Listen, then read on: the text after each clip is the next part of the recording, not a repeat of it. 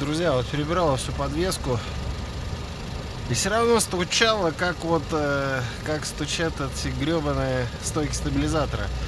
В прошлый раз, когда стойку стабилизатора менял, я обратил внимание, что вот здесь, вот видите, трет он. Ну и, короче, в этот раз я решил воспользоваться волшебным методом русским.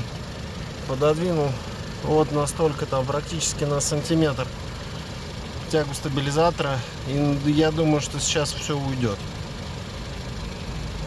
Основной вопрос в том, как получилось так, что тягу стабилизатора забило в ту сторону.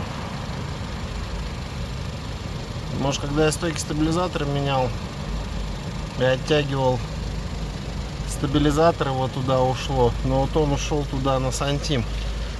Это офигеть. То есть сейчас тут уже палец пролезает почти, а так тут вообще было не пролезть.